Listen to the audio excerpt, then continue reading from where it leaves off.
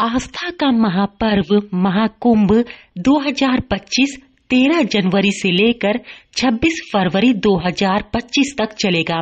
इस महापर्व पर आने वाले श्रद्धालुओं के लिए यूपी सरकार की ओर से क्या कुछ व्यवस्था प्रयागराज पर की गई है, यही बताने के लिए यूपी सरकार के वित्त मंत्री दिल्ली पहुंचे। सुनिए क्या कुछ खास व्यवस्था इस बार महाकुंभ में रहेगी। जनवरी 2025 से शुरू होकर 26 फरवरी 2025 तक कुंभ मेला चलेगा, जो कुल 45 दिन का इसकी समय अवधि रखी गई है।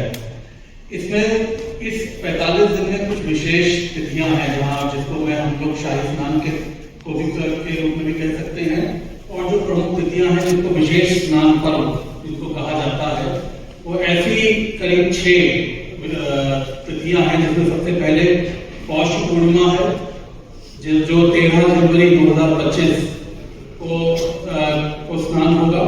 दूसरी तिथि मकर संक्रांति की है, जो 14 फरवरी 2025 को जिसका स्नान होगा। तीसरी मौनी अमावस्या, जो शाही स्नान के रूप में भी जानते हैं, 29 जनवरी 2025।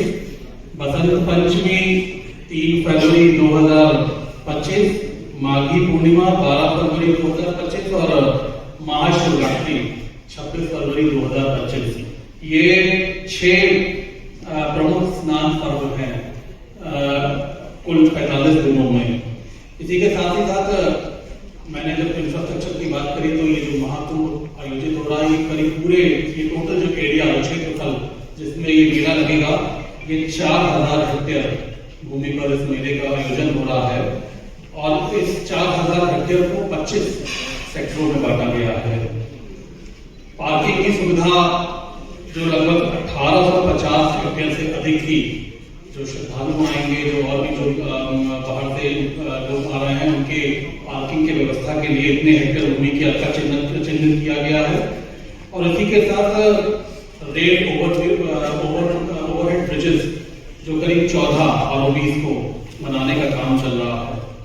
9 पक्के घाट इस पूरे महाकुंभ में इसकी व्यवस्था करी गई है, और इसके साथ ही साथ 7 रिवर फ्रंट रोड्स की भी व्यवस्था की गई है।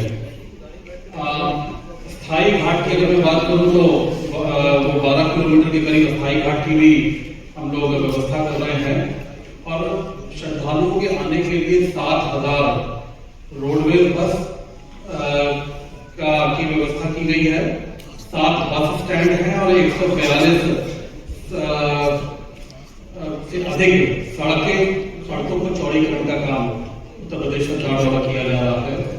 इसी के साथ साथ हम इसको ग्रीन महाकुंभ के नाम से पुकार रहे हैं।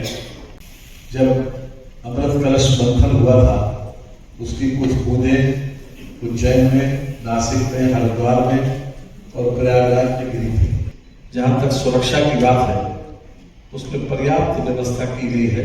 प्रयागराज जनपद के सीमावर्ती जनपदों प्रतापगढ़, संत रविदास नगर, कौशाम्बी, फतेहपुर, चित्रकूट, मिर्जापुर और मध्य प्रदेश राज्य के बॉर्डर पर चेकिंग की व्यवस्था है।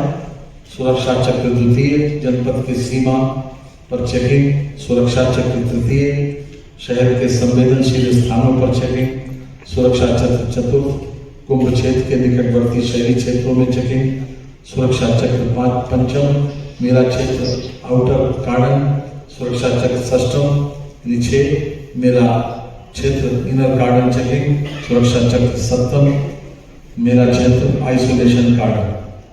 इस प्रकार की व्यवस्था है कि किसी प्रकार से वहां पर सुरक्षा में सेंध न लगे, इसकी पर्याप्त व्यवस्था की गई।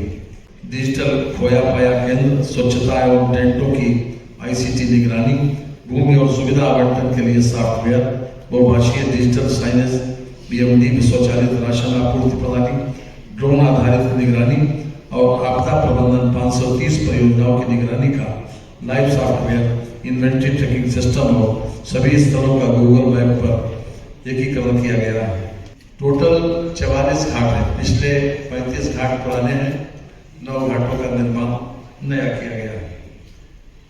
ये सभी 44 घाटों पर पुष्प वर्षा की व्यवस्था भी की गई है। इस बार के कुंभ में 10,000 से अधिक संस्थाएं भागीदारी कर रही हैं। 15.25 किलोमीटर क्षेत्र में संगम से नागवासुकी मंदिर तक, सूरदास से छतनार तक, करजन ब्रिज के समीप से महावीरपुरी तक रिवर फ्रंट का निर्माण भी कराया गया है। 100 बेड का अस्पताल बनाया गया है।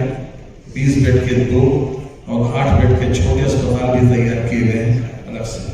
मेरा क्षेत्र में 10 बेड के 2 ICU आर्मी हॉस्पिटल की ओर से बनाए गए हैं। अस्पतालों में 24 घंटे डॉक्टरों की व्यवस्था रहेगी। इसके अतिरिक्त 291 MBBS स्पेशलिस्ट, 90 आयुर्वेदिक और यूनानी विशेषज्ञ और 182 स्टाफ नर्स की व्यवस्था भी है। अस्पतालों में पुरुष, महिला और बच्चा वार्ड अलग अलग तैयार किए गए हैं। ये खास व्यवस्था महाकुंभ के पर्व में आने वाले श्रद्धालुओं के लिए की गई है। दिल्ली से अंजलि सिंह राजपूत की रिपोर्ट, लोकल 18।